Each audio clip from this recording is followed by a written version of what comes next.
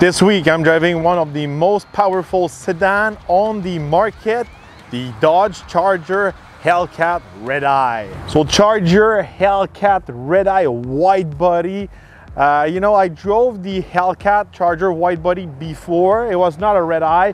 There's not a big difference, design-wise from the exterior, from a Redeye to a Hellcat. Special hood, special front fascia, similar to the Hellcat.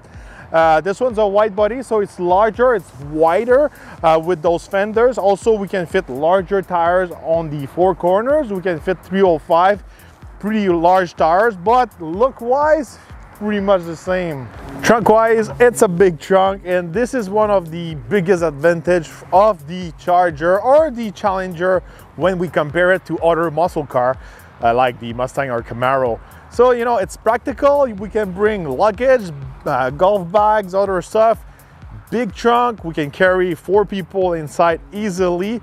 So that's a big plus, when you wish to have all the performance and you're looking at coupe models, comfortable or other, fun toys to have. Sometimes they're kind of like harsh on a daily basis when you use them, when you go to the grocery store or you're going on a small trip with your wife, bringing the luggage and all that. You don't make that big sacrifice with the Charger.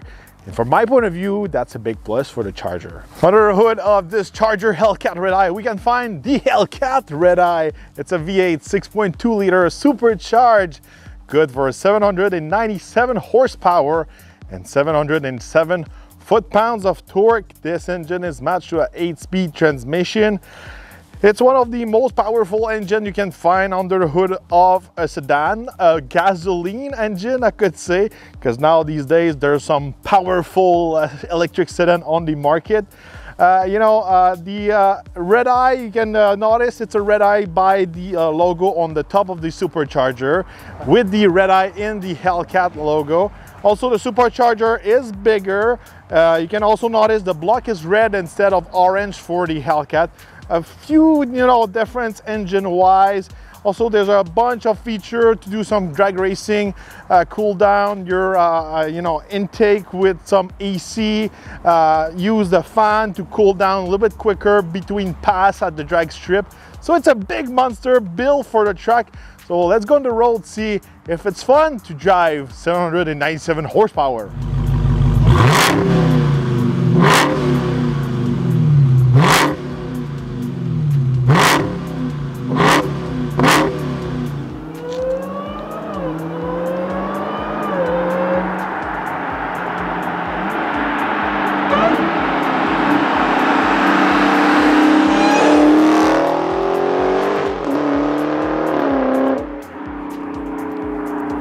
All right, launch control with the Dodge Charger SRT Hellcat Redeye.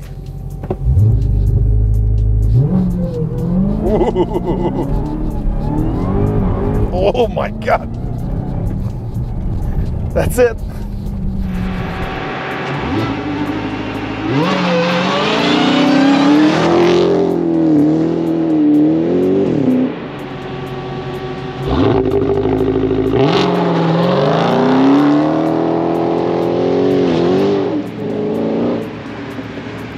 All right, on the road with the Charger SRT Hellcat Redeye. It's when you're driving this Charger, dynamic-wise, handling-wise, the ride and all that, it's pretty much the same as the Charger Widebody Hellcat I drove last year, but we've got more power. We've got the Redeye, so that's the big difference basically when you're driving this car. You've got 90 horsepower more and about 50 to 57 foot-pounds of torque more. You see the difference, especially now it's close to be winter time here in Canada, so it's getting colder. And also, it's hard to put down that power down. It's just right now, it's a little bit too cold, so I'm not able to use those 797 horsepower. That's one thing about, driving these cars in Canada. If you live in South Florida or south of the US, you're gonna have an awesome time driving all year round your Charger.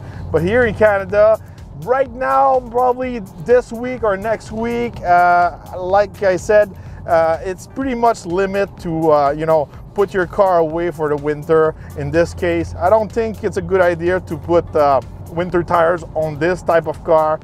But the thing is, when you're comparing those big, large sedan with big power, especially the Germans, now they're all-wheel drive if you're looking at BMW, Mercedes-Benz, Audi, and all of that. And these sedans can put the power down to the road, and that's where you see the difference. Yes, this Charger is more powerful, maybe it's faster, but the thing is, on a daily basis, not able to put the power down completely like an all-wheel drive. So that's kind of like the weakness of the Charger, because it's a muscle car, it's a rear-wheel drive, but it's a lot of power to put on the ground. So on the road, because it's a wide body Charger, it's a pretty good ride, especially with those wide tires in the front and in the back. You know, it's comfortable on the road. You don't feel behind the wheel of a super harsh, hardcore, high horsepower sedan. It's comfortable. You've got good SRT seats also. And you know, because once again, it's a wide body, we've got more traction to put down the power to the ground. Better handling also. You know, the handling is not as sharp as the M5 competition, but I think the purpose and the you know, the design, the mentality behind the Charger Hellcat Redeye is not the same as the M5 competition. Obviously, it's a large sedan, it's a larger sedan, also bigger one. You don't make a big sacrifice on the space for the rear passengers and also the trunk, so that's a big plus. If we step inside of the Charger, you know, I'm a little bit disappointed. You know, I think the Charger needs an update on this side. Maybe this interior was cool 3 or 4 years ago. Now these days, especially after seeing some, you know, quick updates inside of the Durango, I think Dodge can do a little bit better inside. It needs that Durango update. I think it needs that new Uconnect system, that new screen, new buttons, a place to recharge your phone. Just more practical. We don't get the new cool forged carbon fiber and stuff like that. So I think for a car with the price tag over 100,000 Canadian, it needs a little bit more something, you know, flashy inside, especially, you know, outside of the car. It's wide, big tires, big power, but inside it's kind of a disappointment. You don't feel inside of $100,000 sedan. And you know, seats are wonderful, everything, you know, works great and all that, but still it's missing that little touch of modernness you can feel inside of the Durango without completely changing everything. But I think with the price tag of this car, we should definitely have some updates, especially the screen, the cameras and all that. They are outdated for sure. Speaking of price, obviously the model I'm driving this week is just under 110,000 Canadian. Pretty pricey, a little bit cheaper than the Challenger and the Durango and all that. It's a pretty cool sedan. There's nothing like this on the road, obviously. And you know, for some people it's a sleeper. Maybe if you're in the US, you know this car, but in Canada here, nobody knows that this car has got almost 800 horsepower. So it's a sleeper, obviously. Speaking of fuel economy, if you maximize your use of the eco mode on this Charger, you can do 16 liters per 100 kilometers. This week I was averaging 18.3 liters per 100 kilometers. You know, these kind of fuel economy, it's normal for, you know, a big engine with a big supercharger, big power, big wheels, and it's a big car also. It's long, it's large and all that. So, you know, it's something you have to expect.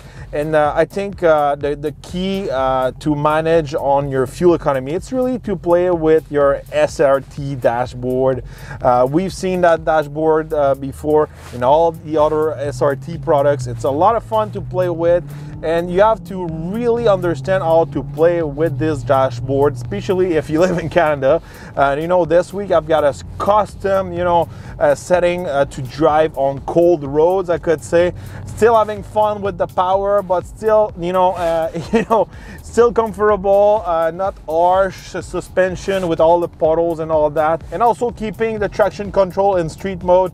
When it's cold like that, it's easy to slip. So it's a big plus to play with that dashboard and understand what it does.